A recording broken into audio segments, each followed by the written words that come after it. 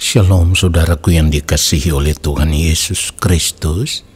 Mari kita sungguh-sungguh siapkan hati untuk masuk dalam doa syukur hari ini. Mari kita siapkan hati kita sungguh-sungguh saat ini saudaraku. Ini adalah saat yang terindah di mana kita akan masuk di dalam hadirat Tuhan. Kita mau menyembah Bapa di dalam kekudusannya. Tanggalkanlah setiap beban, setiap persoalan, tantangan dan masalah, dan arahkanlah hatimu kepada Tuhan. Haleluya. Saat di hadirat-Mu, saat di hadirat-Mu, saat yang terindah, saat yang terindah. haleluya. Saat menyembah Bapa Dalam kekudusan, dalam kekudusan. amin, haleluya. Katakan sekali lagi, saat di hadirat-Mu, Saat di hadirat-Mu, saat yang terindah, saat yang terindah. katakan saat ku angkat tangan, Saat ku angkat tangan menyembah Yesus, menyembah Yesus. mari katakan kepada Roh Kudus, pimpinku. Roh Kudus pimpin Saat ku menyembah, saat ku menyembah. urapi hamba-Mu, Urapi hamba-Mu Tuhan, di hadirat-Mu, di hadirat-Mu. mari katakan sekali lagi, saat di hadirat-Mu, Saat di hadirat-Mu, amin. Saat terindah, saat yang terindah. kami mau mengangkat tangan di hadapan-Mu ya Allah. Saat ku angkat tangan menyembah Yesus. Roh Kudus pimpinku, Roh Kudus pimpinku. haleluya. Saat ku menyembah, Urapi hamba-Mu, urapi hamba-Mu Tuhan, katakan di hadirat-Mu, di hadirat-Mu. katakan sekali lagi, Roh Kudus pimpinku. Roh Kudus pimpin. Yes Lord, saat ku menyembah, Saat ku menyembah, urapi hamba-Mu, urapi haleluya. hamba-Mu Tuhan, di hadirat-Mu. Ya Roh Kudus, pimpin kami menyembah. Roh Kudus pimpinku saat ku menyembah, urapi Haleluya. hamba-Mu Tuhan, di hadirat-Mu. Urapilah kami ya Bapa di sorga. Urapi Haleluya. hamba-Mu Tuhan, di hadirat-Mu. Di hadirat-Mu, Di hadirat-Mu. oh di hadirat-Mu, Di hadirat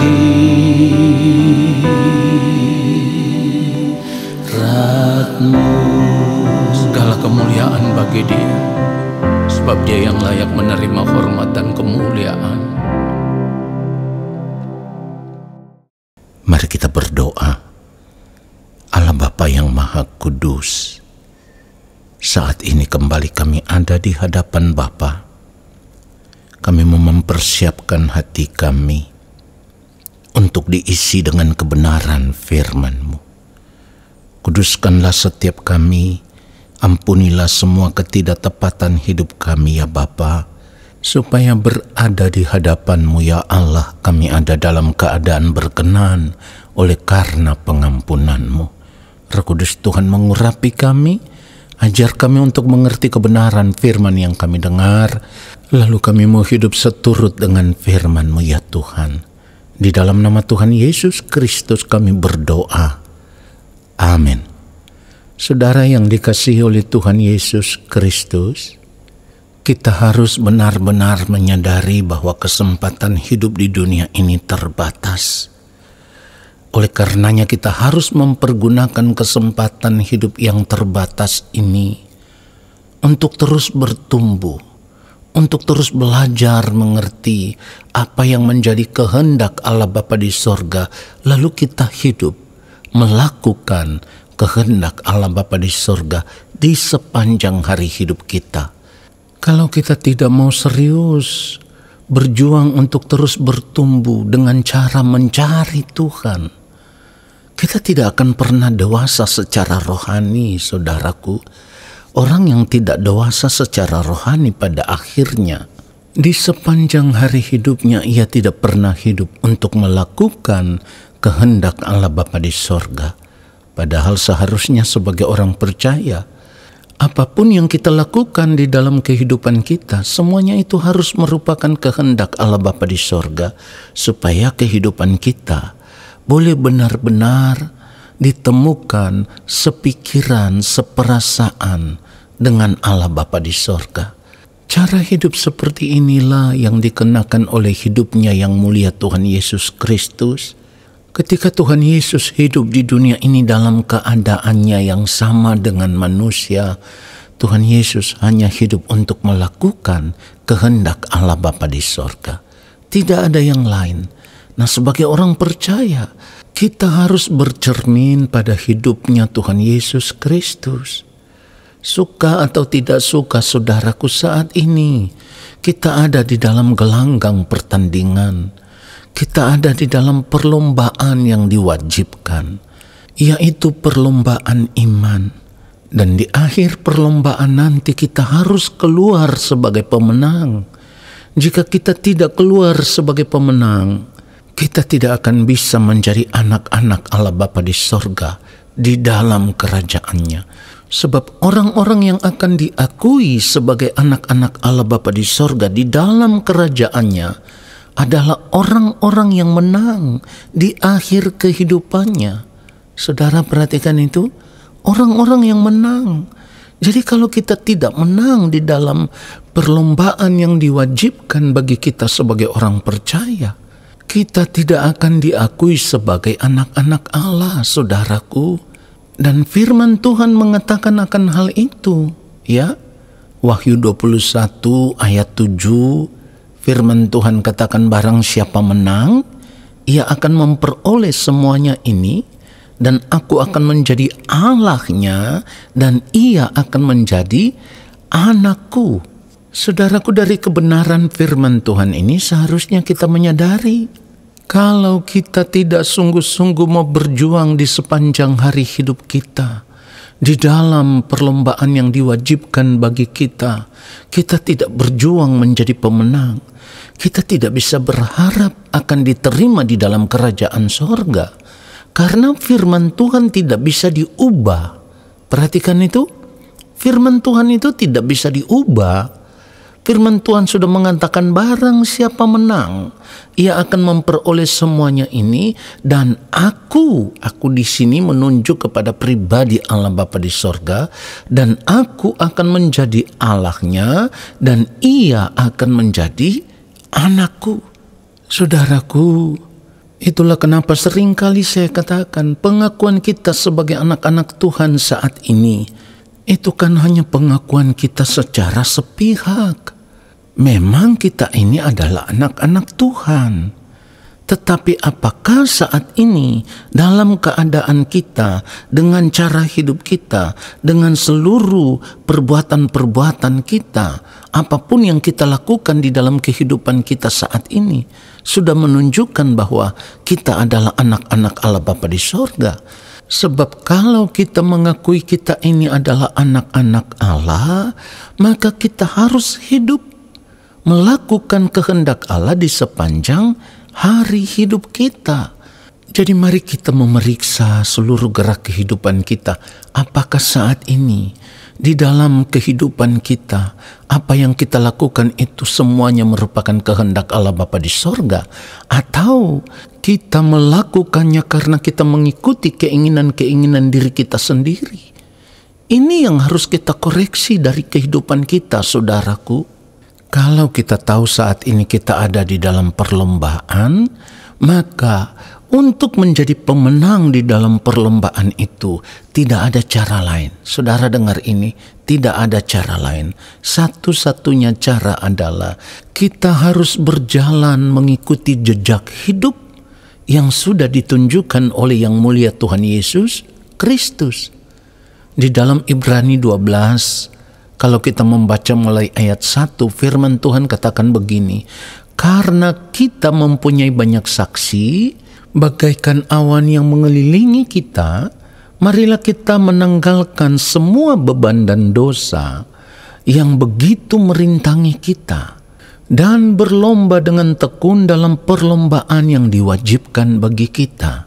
Ayat 2 dikatakan begini, marilah kita melakukannya dengan mata yang tertuju kepada Yesus, yang memimpin kita dalam iman, dan yang membawa iman kita itu kepada kesempurnaan, yang dengan mengabaikan kehinaan, tekun memikul salib, ganti sukacita yang disediakan bagi Dia, yang sekarang duduk di sebelah kanan takhta Allah.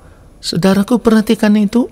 Jadi kalau kita tidak mengikuti jejak hidupnya Tuhan Yesus Kristus, kita tidak bercermin pada kehidupan Tuhan Yesus Kristus, kita pasti akan gagal sebagai orang percaya. Kita tidak akan pernah menang dalam perlombaan yang diwajibkan kepada kita. Karena kenapa?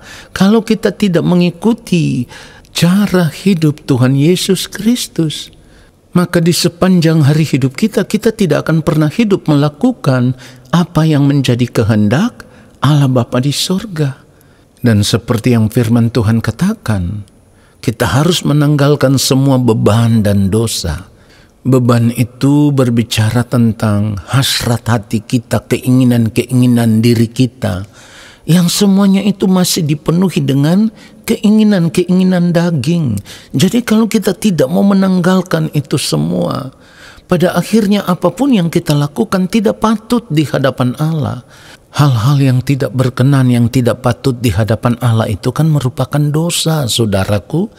Ini semua harus kita tanggalkan kalau kita mau sungguh-sungguh berjuang supaya pada akhirnya kita bisa diakui sebagai anak-anak Allah Bapa di dalam kerajaan sorga. Kalau saat ini kita mengaku diri sebagai anak-anak Allah, ya memang kita anak-anak Allah. Tetapi kan keadaan kita yang sesungguhnya itu baru akan nyata kelak ketika nanti kita berada di balik kematian. Jadi keadaan kita sebagai anak-anak Allah yang sah itu nanti ketika kita berada di ujung kehidupan.